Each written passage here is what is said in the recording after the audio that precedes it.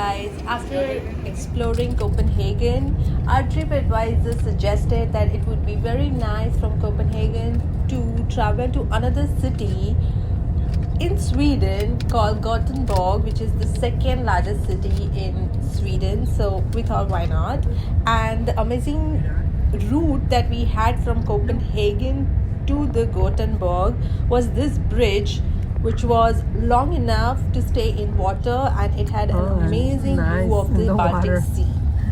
That's a big project. From Copenhagen, it took 2 hours by road to reach to this beautiful city of Sweden.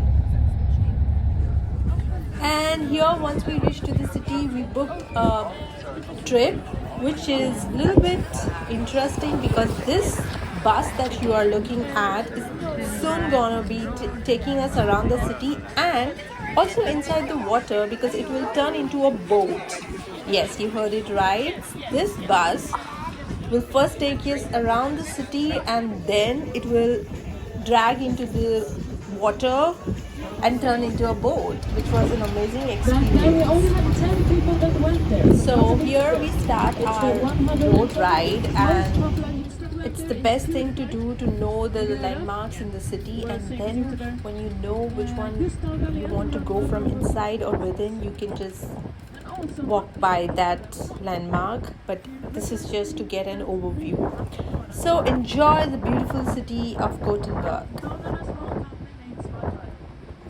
The other fun fact about the city is it's not called actually Gothenburg. It's just an English version for the tourists that they have given, and it's fifth largest in the Nordic region in Scandinavian.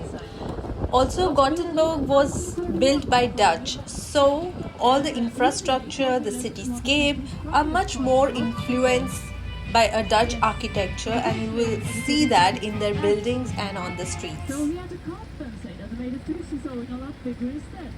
if you see the sidewalks, they are like 3 times bigger than a normal sidewalk.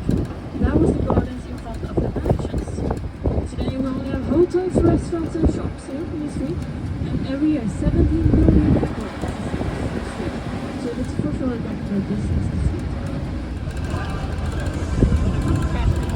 Now the guy in the speakers, whose name is William Hengsten, is very popular here in Gothenburg. We have also these things here, but not much to the royal. Have you noticed one thing, that the city has streetscapes? It has a huge area, like they are so broad and it's not basically congested. There's a building and there's a lot of space for other urban living space. And now we're finally heading towards the port, and you must know that the city is majorly the trading center for ports.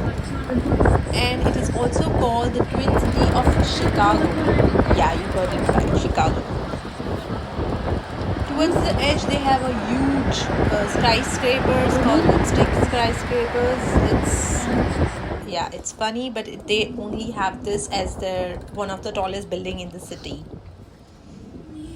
Well, our travel guide was a little dramatic, and they just played this Titanic song because now we are gonna change from a roadway to a seaway, because that's the highlight of the whole tour guide. So let's see how it's gonna turn out to be.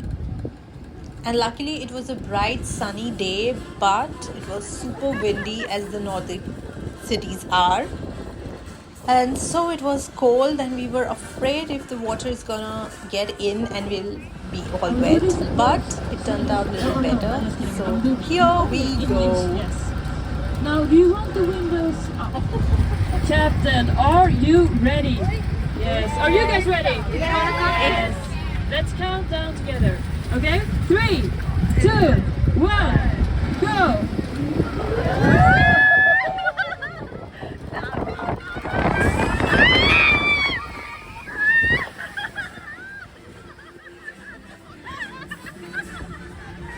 And now we're in the water, and my camera got down because I was so scared that I will just throw away. But here we are in the water. Whew.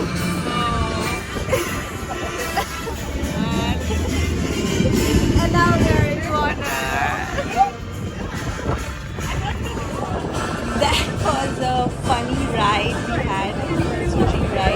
And now we're gonna get an overview in the sea from the seaside. Yay, nice. Now I'm gonna leave you over to my colleague Kate up there. And I will see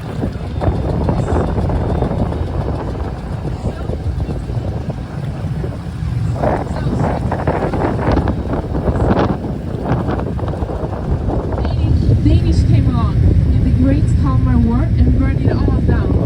But thankfully, our King Gustav Adolf II came, straight to him. And as we move forward, we come across this orange gateway, which they are planning to convert it as a restaurant in the middle of the sea, which is, I feel, very cool. So the columns will work as a lifting element, and the beam, horizontal beam, will be like a restaurant in the middle of the sea. Or the ferry island in English.